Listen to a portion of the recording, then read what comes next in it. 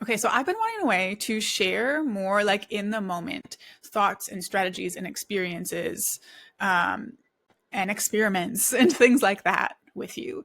And I don't have a good place to do that. Our podcast, we record Summit Host Hangout 5 or 6 months in advance. So when a new thought or a new strategy or I try something new, when that comes up, I have to wait months to share it with you. My first thought for this was to do some kind of like live video or something, but like, does anyone watch live videos? I'm pretty sure no one watches live videos. Let me know if that's not the case and you would show up live. But I also like don't know if I want to show up live. So this is my solution. Short and sweet, 5 or less minute videos with something that's on my mind for the week that I think will add value to you. I'm going to send it out in an email. I'll probably post it on social media here or there. I'll publish it on a podcast as an unedited bonus episode. So if you're listening to this on the podcast and you're like, this sounds a little different. Yeah, it's because we just uploaded it. So anyway, that's what's going on. I hope you end up liking it. We'll see how it goes, but I'm really excited to have discussions around these kinds of things. So please jump into the Summit Host Hangout Facebook group.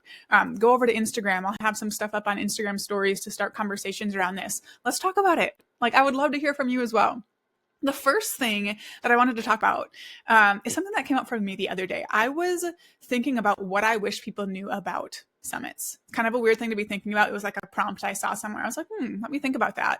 And I'm like a very practical person. So the fact that what came up didn't have to do with a strategy people get wrong really surprised me, right? I was expecting to be like, oh, people always do X, Y, Z thing wrong, but that's not what came up.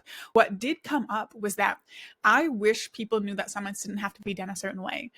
If there's something you see in a summit that makes you think, I could never do that, or I would never do that, you probably don't have to.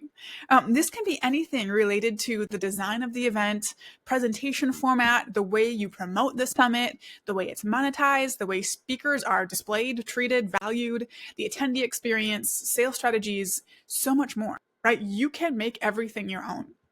And I was thinking through this and like the most common places where I hear people say, I could never do that. I would never do that. And I want to kind of walk you through a couple. The first one is having a lot of presentations.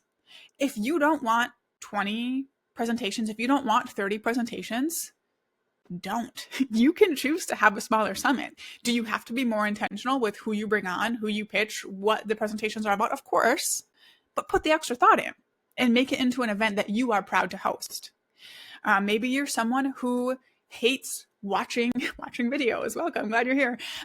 If you hate watching videos, if you don't want to have a lineup of 20 videos for people to watch, don't do that. Like, a lot of people do like watching videos, right? When we host summits, we have all kinds of avenues people can consume our content in. Video is still the most popular by far, but like, you don't have to, or you can incorporate a private podcast feed.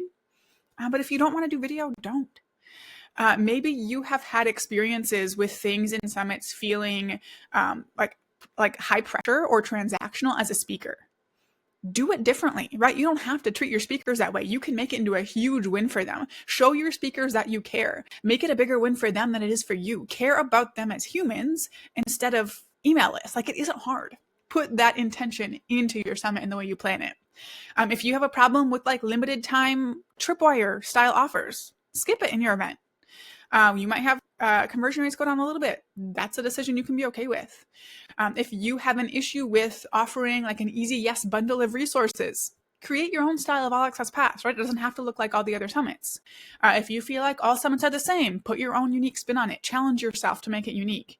If you feel like content in summits is hard to consume, do something about it in yours, right? Anytime you have a problem with a virtual summit, like, there's likely a solution. Sometimes those solutions can affect results, but oftentimes they're actually a way to just make your event even better in terms of standing out, converting more highly, being a better experience all around, and just being something you get to enjoy. So the next time you feel like that ick or feel gross after seeing yet another summit that does something you dislike, remember that you have the freedom to do yours differently. And I would love to hear from you what that is, what things you don't like about summits, what you want to do differently, what you've seen other people do differently that you're like, oh my gosh, that's amazing.